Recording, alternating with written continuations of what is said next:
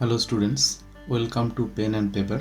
আজকে আমরা আলোচনা করব চার্জিং বা ইন্ডাকশন, মানে কোনো একটা অবজেক্টকে টাচ না করে আমরা কিভাবে চার্জ করতে পারি সেই জিনিস নিয়ে আজকে আলোচনা করব। এখানে ফার্স্টে আমি বলে রাখি যে এর আগে আমরা আলোচনা করেছি যে কোনো একটা অবজেক্ট যদি গ্লাস রড হয় বা সেটা যদি অন্য কোনো অবজেক্ট নন কন্ডাক্টিভ, তাহলে তাকে যদি আমরা রাবিং করি অ্যাম্বার বা সিল্ক দিয়ে, তাহলে সেটি চার্জ বা ইলেকট্রিফাইড হয়। সেই অবজেক্টগুলো তখন কি ছোট ছোট পার্টিকেলকে অ্যাট্রাক্ট করতে পারে। এই যে ক্যারেক্টারিস্টিক্স, এইটা আমরা এর আগের দিন জেনে এসেছি, কিন্তু এটা কেন হয় তার পেছনে কারণটা কি সেটা আমরা আজকে আলোচনা করব। ফার্স্টে আমি বলে রাখি, যদি আমরা কোনো একটা মেটালের স্ফেয়ার নেই এবং তাকে যদি ইনসুলেটর দিয়ে এভাবে ক্ল্যাম্প করা থাকে, তো ফার্স্টে তাকে আমরা কি করি, যদি একটি এখানে কন্ডাক্টর বা কোনো একটি চার্জ রড যদি এর সঙ্গে ধরা হয়, তাহলে কি হবে, এখানে যদি নেগেটিভ চার্জের কোনো একটি রড আমি নিয়ে আসি, তাহলে কি হবে, এর মধ্যে পজিটিভ যে চার্জগুলো আছে সেগুলোকে অ্যাট্রাক্ট করবে, যার ফলে এটি কী হবে, এর মধ্যে একটি পজিটিভ চার্জ তৈরি হবে। তো যদি আমি এই নেগেটিভলি ইলেকট্রিফাইড রডটিকে যদি টাচ করাই এই গ্লোবের সঙ্গে, এই মেটাল স্ফেয়ারের সঙ্গে, তাহলে কী হবে, এই নেগেটিভ চার্জগুলো এর মধ্যে কন্ডাক্ট করে যাবে, তো তখন এটি হয়ে যাবে নেগেটিভলি চার্জ। কিন্তু যদি আমি তার কাছে নিয়ে যাই একটি যদি চার্জ, এই চার্জ রডটিকে যদি এই গ্লোবের কাছে নিয়ে যাই, তাহলে কী হবে, সেটি পজিটিভ, যে এর মধ্যে যে পজিটিভ চার্জগুলো আছে সেগুলোকে অ্যাট্রাক্ট করবে।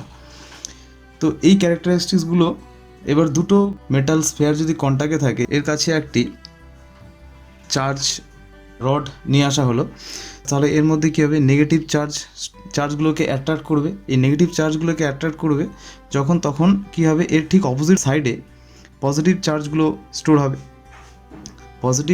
পজিটিভলি চার্জ রডকে এর কাছে নিয়ে আসলে এই নেগেটিভ চার্জগুলোকে অ্যাট্রাক্ট করবে, একই সঙ্গে পজিটিভ চার্জগুলো অটোমেটিকই কী হবে, তার অপোজিট সাইডে স্টোর হতে শুরু করবে।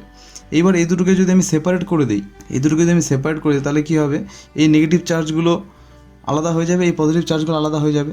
তার মানে তখন হয়ে যাবে কি, একটা গ্লোব পজিটিভলি চার্জ হয়ে যাবে আর একটা গ্লোব নেগেটিভলি চার্জ হয়ে যাবে। তো অটোমেটিক্যালি আমরা কী করলাম, একে টাচ না করেও কিন্তু এর মধ্যে চার্জ স্টোর করতে পারলাম, এবং সেই দুটি গ্লোব কিন্তু অপোজিটলি চার্জ হয়ে গেল, একটি পজিটিভ চার্জ হয়ে গেল, একটাতে নেগেটিভ চার্জ হয়ে গেল। এবার আমরা যদি বলি যে না, তাহলে আমরা একটা কোনো গ্লোবকে, কোনো একটা মেটাল স্ফেয়ারকে কীভাবে টাচ না করে কী করে আমরা তাকে চার্জ করব, তো সেটা দেখা যায় যে কীভাবে সেটি সম্ভব। তো এখানে বলছে যে চার্জ বা ইন্ডাকশান, যে কোনো একটা অবজেক্টকে আমরা ইন্ডাকশনের মাধ্যমে কী করে চার্জ করতে পারবো, without touching the sphere. Without touching মানে সেটাকে টাচ না করে। তাহলে ধরে নাও এটি একটি গ্লোব, মেটাল গ্লোব বা মেটাল স্ফেয়ার, আর একে ইনসুলেটর দিয়ে ক্ল্যাম্প করা আছে, আর এর একটা সাইডকে গ্রাউন্ড করা আছে। তো ফার্স্টে আমরা কি করব, ফার্স্টে যদি একটি নেগেটিভলি চার্জ রডকে এর কাছে নিয়ে আসা হয়, তাহলে এ কী করবে, এর মধ্যে পজিটিভ চার্জগুলোকে এই সাইডে অ্যাট্রাক্ট করবে, এই পোর্শনটা পুরোটা পজিটিভলি চার্জগুলো এদিকে এসে অ্যাট্রাক্ট হবে এই রডের মাধ্যমে। তো এই যে চার্জিং, এই যে ব্যাপারটা, এই যে নেগেটিভ চার্জ পজিটিভ চার্জকে অ্যাট্রাক্ট করছে, এই ফিনোমেনাটা আমরা জানি।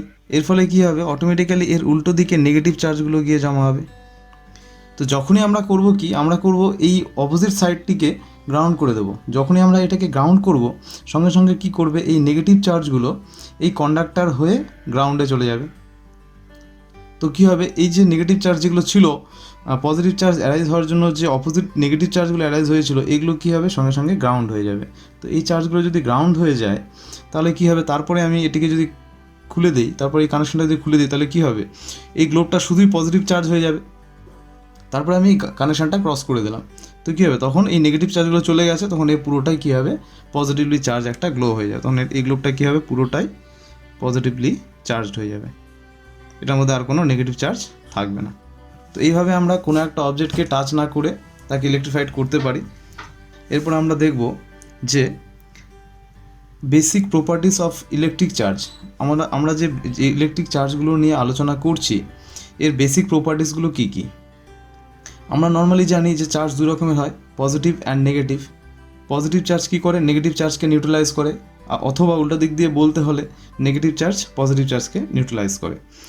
তো ফার্স্ট পয়েন্ট হচ্ছে পয়েন্ট চার্জ কাকে বলবো আমরা। তাহলে কোনো একটা পার্টিকেলে যদি চার্জ স্টোর হয়ে থাকে, তাহলে আমরা তাকে পয়েন্ট চার্জ কখন বলবো, তাহলে পয়েন্ট চার্জ তখনই বলবো যখন size is small compare to the distance. মানে কোনো একটা অবজেক্টের উপরে যদি চার্জ থাকে, সেটি যদি চার্জ বা ইলেকট্রিফাইড হয়, সেটির যদি পজিশন অন্য একটা চার্জ পার্টিকেল বা অন্য একটা চার্জড বডির পজিশন থেকে অনেকটা ডিস্ট্যান্সটা যদি তাদের মধ্যে অনেকটা বেশি হয়, তাহলে আমরা তাকে বলবো পয়েন্ট চার্জ।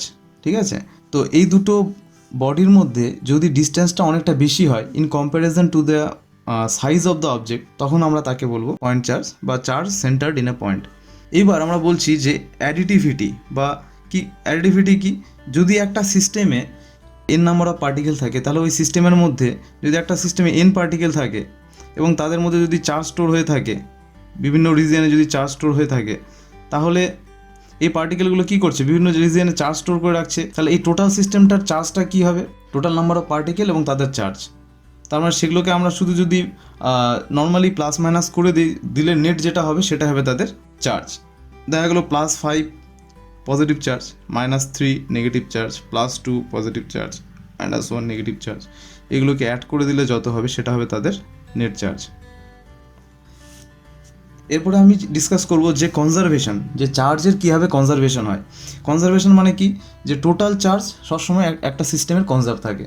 আমি যদি বলি যে কোনো একটা সিস্টেমে 1000 পার্টিকেল দিয়ে তৈরি এবং তাদের মধ্যে বিভিন্ন টাইপের চার্জ স্টোর আছে, তো এদের মধ্যে যতগুলো চার্জ স্টোর আছে এগুলো কিন্তু সবসময় তো তাদের নেট অ্যামাউন্টটা হবে কনজারভেটিভ। তো কোনো একটা সিস্টেমে চার্জ যদি আমি রাবিং করি তাহলে যত পরিমাণ নেগেটিভ চার্জ তৈরি হবে, অপোজিটলি যে পার্টিকেল বা যে অবজেক্ট দিয়ে রাবিং করবো সেখানে তার ঠিক অপোজিটলি নেগেটিভ চার্জ তৈরি হবে। যদি সিল্কের কাপড় দিয়ে আমি এটাকে ঘষি তাহলে কী হবে, এখানে যতগুলো পজিটিভ চার্জ তৈরি হবে, অপরদিকে সিল্কের কাপড় ঠিক তত পরিমাণে নেগেটিভ চার্জ তৈরি হবে।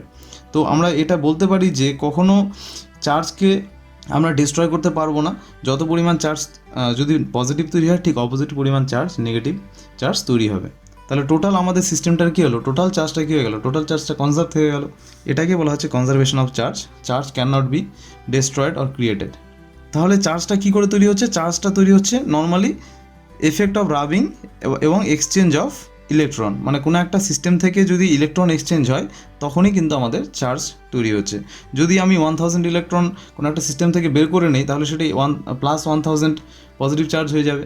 এভাবে আমরা কি বলতে পারি যে এই সিস্টেমের পুরো চার্জটা কী হচ্ছে, কনজার্ভ থাকছে। এরকম যদি আমি ধরে নিই যে একটি গ্লাস, এখানে যদি আমি রাবিং করি সিল্ক দিয়ে, এটি কী হয়ে যাবে, পজিটিভলি চার্জ হয়ে যাবে। যদি ধরে নিই এটি পজিটিভলি চার্জ হয়ে গেল, তাহলে এই সিল্কের কাপড়ে কী হবে, ঠিক অপোজিট পরিমাণ একই অ্যামাউন্টের নেগেটিভ চার্জ তৈরি করবে। এই সিল্কের কাপড়ে একই অ্যামাউন্টের নেগেটিভ চার্জ তৈরি হবে। যদি এখানে 1000 পজিটিভ চার্জ তৈরি করে, এখানে এই সিল্কের কাপড়েও কিন্তু 1000 নেগেটিভ চার্জ তৈরি করবে। তার মানে কি, যতগুলো ইলেকট্রন এখান থেকে সে শিফট করে নিল, ঠিক তত পরিমাণই পজিটিভ চার্জ এখানে তৈরি হলো।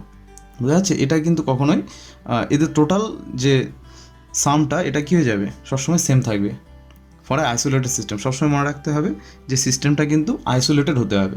এটা আইসোলেটেড সিস্টেমের জন্য বলছি। এবার আসছি কোয়ান্টাইজেশন অফ চার্জ। কোয়ান্টাইজেশন বলতে কি, যে কোনো একটা সিস্টেমের মধ্যে কতগুলো চার্জ পার্টিকেল আছে তাদের যদি আমি একটা সামেশন করি তাহলে সবসময় সেটি কী হবে, যে ইলেকট্রনের ইন্টিগ্রাল মাল্টিপল হবে। আমরা কখনোই বলতে আমরা যদি 5টি ইলেকট্রন থাকে তাহলে 5.2 ইলেকট্রন কখনো হতে পারে না। সবসময় সেটি ইন্টিগ্রাল হবে, 5 অথবা 6 অথবা 7। তাহলে একটা ইলেকট্রনের চার্জে সবসময় সেটি ইন্টিগ্রাল মাল্টিপল হবে। তাহলে কোয়ান্টাইজেশন অফ চার্জে কি আমরা বলছি, চার্জ দু রকমের হয়, পজিটিভ চার্জ আর নেগেটিভ চার্জ। নাম্বার 1, ইলেকট্রন হবে নেগেটিভ -e আর প্রোটনকে আমরা বলবো +e। তাহলে ইলেকট্রন বলবো -e, প্রোটনকে বলবো +e। তো এই জিনিসটাকে আমরা বলছি কোয়ান্টাইজেশন। তো কোয়ান্টাইজেশন বলতে যে যতগুলো চার্জ আছে সেটি সবসময় কী হবে, ইলেকট্রিক বা ইলেকট্রনের চার্জের ইন্টিগ্রাল মাল্টিপল হবে, সেটি কখনো কিন্তু ফ্র্যাকশন বা পয়েন্টে আসবে না। এবার আসছি যে এসআই ইউনিট কী হবে, তাহলে চার্জের এসআই ইউনিট হচ্ছে কুলম। তাহলে আমরা 1 কুলম কাকে বলবো, 1 কুলম হচ্ছে কোনো একটা কন্ডাক্টরের এই ক্রস সেকশনের মধ্যে দিয়ে যদি 1 অ্যাম্পিয়ার কারেন্ট 1 সেকেন্ডে যায় তাহলে যতগুলো চার্জ এর মধ্যে দিয়ে পাস করবে তাকে আমরা বলবো 1 কুলম।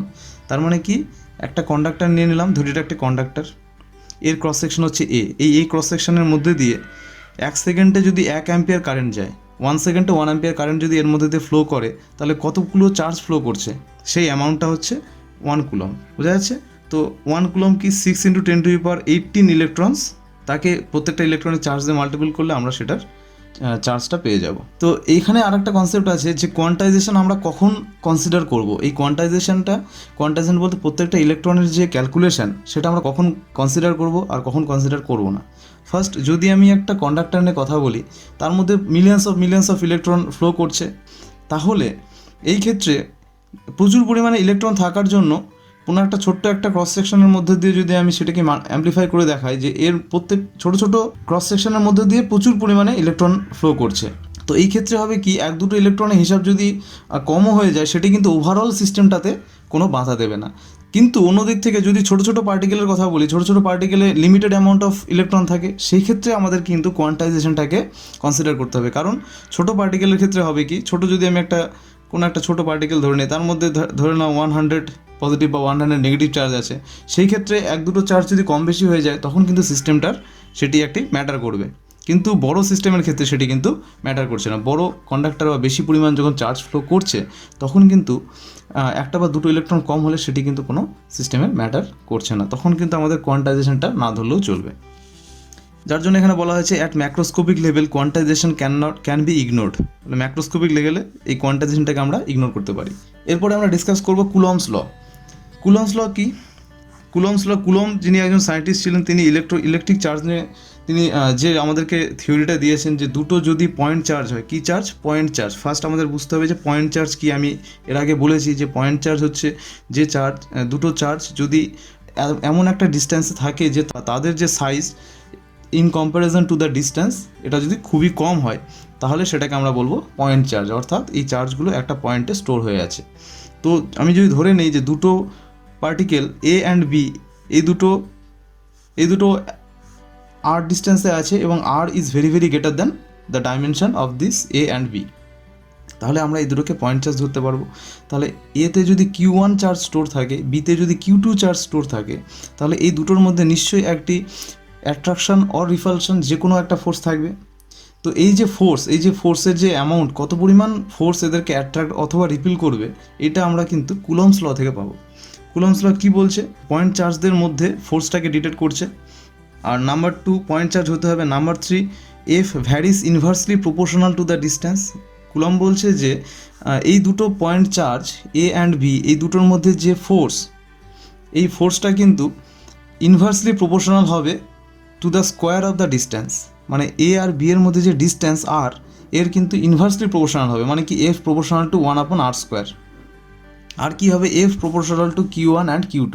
মানে এই দুটো চার্জের যে মাল্টিপল তার সঙ্গে প্রপোর্শনাল হচ্ছে। তাহলে F is proportional to the multiple of this Q1 and Q2। তাহলে ফর্মুলাটা কী আছে? ফর্মুলাটা হচ্ছে F equals to K into Q1 Q2 by r²। এটাকে মডে নেওয়া হয়েছে কারণ এই চার্জগুলো নেগেটিভ হতে পারে বা দুটোই পজিটিভ হতে পারে। আমরা শুধু এর প্লাস মাইনাস বাদ দিয়ে শুধু এর অ্যামাউন্টটাকে নেব। তো এখান থেকে আমরা দুটো ক্যারেক্টারিস্টিক্স পাচ্ছি যে F proportional to Q1 and Q2 মানে দুটো চার্জের গুণফল, আর এফ প্রপোর্শনাল টু 1/r² মানে এই যে ফোর্সটা, এই ফোর্সটা এদের দুজনের মধ্যে যে দূরত্ব তার বর্গের ব্যস্তানুপাতি। নাম্বার 4 কী বলছে? Proportional to the product of the charges, এটা হয়ে গেল। নাম্বার 5 বলছে should be measured in vacuum. মানে বলছে এই যে আমরা এই দুটো পয়েন্ট চার্জের মধ্যে যে ফোর্সটা আমরা ক্যালকুলেট করছি, এই ফোর্সটা কিন্তু ক্যালকুলেট করতে গেলে কুলম্ব যেই অ্যাপারেটাসটা ইউজ করেছিলেন সেটা হচ্ছে টরশন ব্যালেন্স। এবং এই ফোর্সগুলো দুটো ক্যালকুলেট করার সময় অবশ্যই আমাদেরকে মাথায় রাখতে হবে যে এই সিস্টেমটা যাতে ভ্যাকুয়ামে থাকে, অর্থাৎ এদের মধ্যে যে চার্জগুলো সেটি যেন কম বেশি না হয়। এবার কেন আমরা বারবার বলছি যে ভ্যাকুয়ামে রাখতে হবে?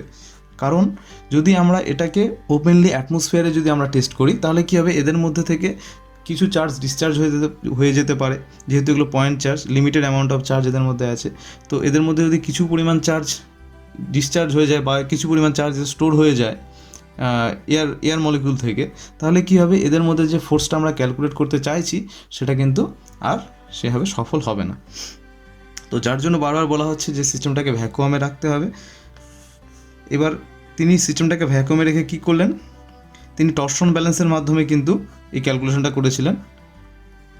এটি কেন ইউজ করা হয়? To measure force between point charges. এটিকে ইউজ করা হয় যে পয়েন্ট চার্জের দুটো পয়েন্ট চার্জ যেহেতু লিমিটেড অ্যামাউন্ট অফ চার্জ এবং খুবই স্মল অ্যামাউন্ট অফ ফোর্স তাদের মধ্যে ক্রিয়েট করবে, তো এই যে স্মল অ্যামাউন্ট অফ ফোর্স এদের মধ্যে কাজ করছে এটি টরশন ব্যালেন্সের মাধ্যমেই মাপা সম্ভব হয়েছিল। তো এটির মাধ্যমে গ্র্যাভিটেশনও মাপা হয়েছে পরে। তো কুলম্ব তিনি এই টরশন ব্যালেন্সের মাধ্যমে এই ক্যালকুলেশনটা করেছিলেন এবং তার যে থিওরি এটি তিনি প্রুভ করেছিলেন। তো আজকে আমাদের এ অবধি আলোচনার বিষয় ছিল। তো পরের দিন আমরা নেক্সট টপিক নিয়ে আলোচনা করব। অ্যাটেনশন দেওয়ার জন্য ধন্যবাদ।